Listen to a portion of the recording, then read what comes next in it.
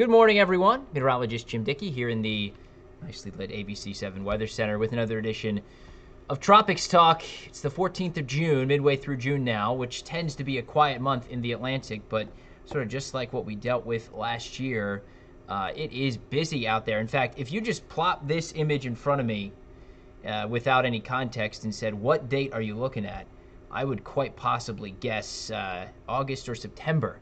3 areas that the Hurricane Center is pegging for potential development right now.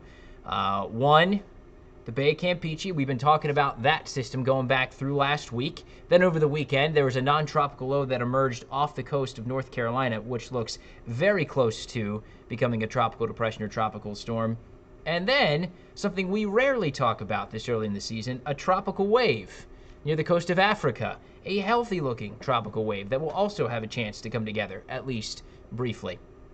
Let's begin, though, with the system that I think is likely to become a named storm, not just depression first, and that is our little swirl off the coast of North Carolina. You see sort of off to the east and southeast of Cape Hatteras, this thing really spun up overnight. No surprise. So, again, it was that parent low.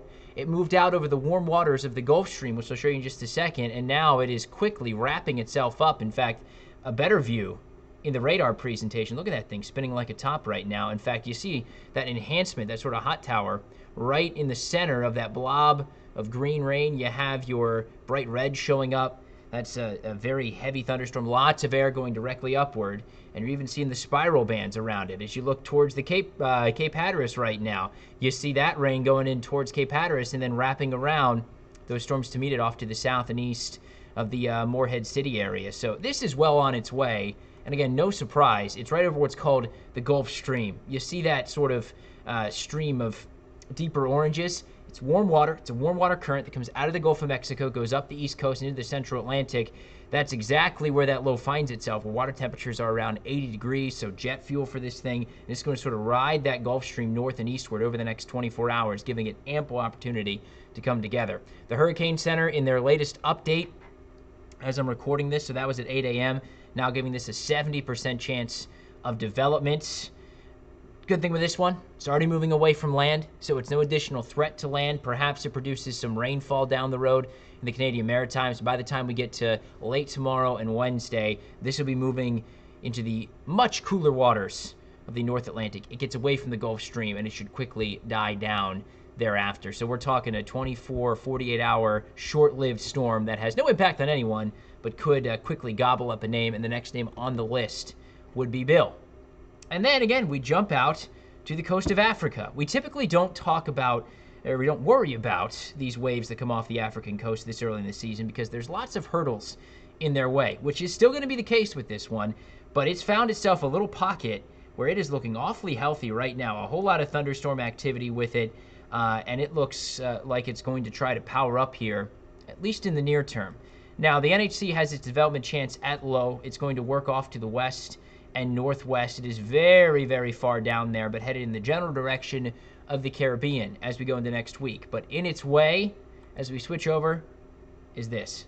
A whole lot of Saharan dust. Eventually, it's going to catch up to that. We talk about it at length early on in the season. These plumes of Saharan dust act as suppressors.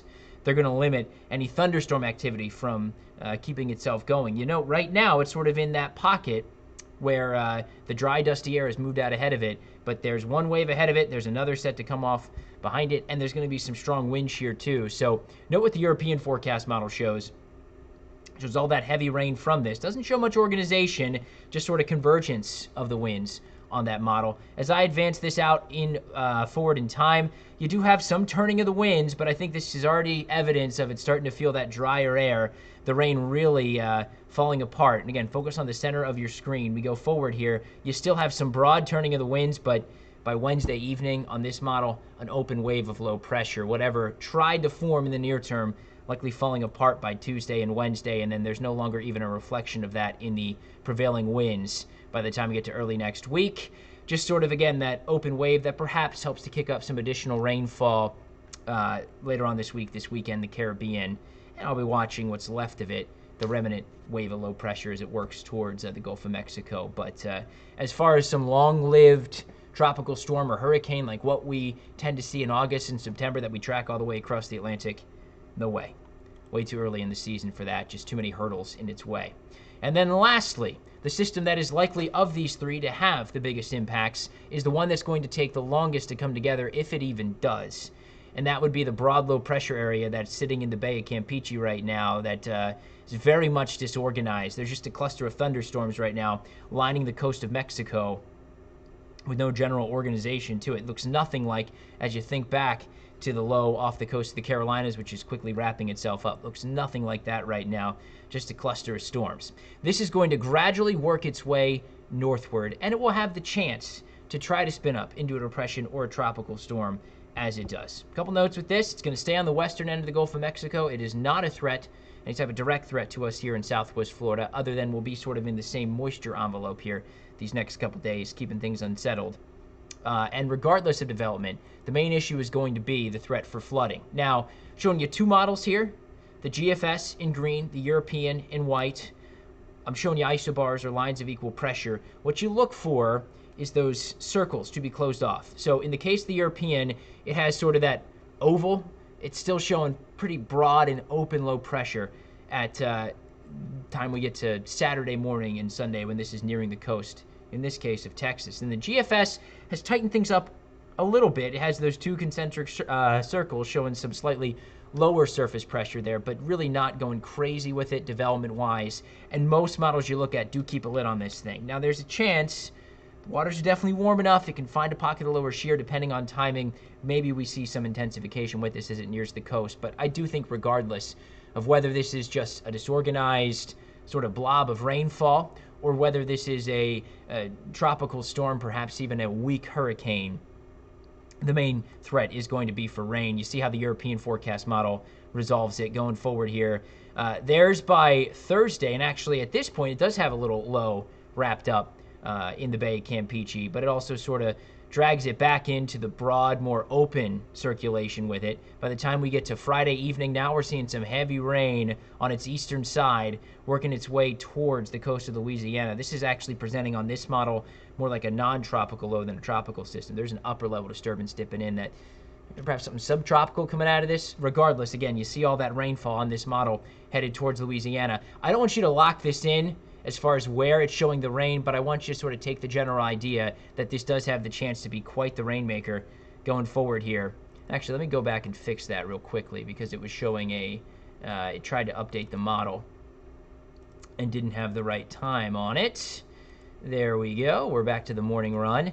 And as I put it forward, you can see, wow, look at that. It was dropping 16 inches on New Orleans. Again, not saying 16 inches will follow New Orleans, but it's showing signs. The models are hinting the ingredients are there for a big rain event, and many of these areas have been waterlogged so far early on this hurricane season, so any additional rainfall leading to more flooding, and that's what we'll be watching for.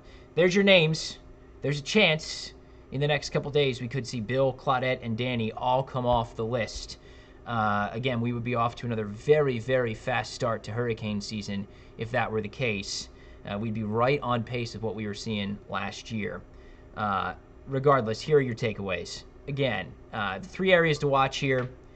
There's a low off the coast of the Carolinas. It's headed away. No impact to land going forward from there. There's the tropical wave off the coast of Africa that might spin up. Low chance for that to happen in the next 24, 48 hours, and then it hits wind shear and dry air, likely falls apart after that. And then the low in the Gulf that's likely to be the most impactful of the three. Gradual development with that if it even does come together. Regardless, big rains for parts of the northern Gulf Coast. In particular, looks like Texas or Louisiana in the bullseye for that, and none of them are any type of threat here to southwest Florida.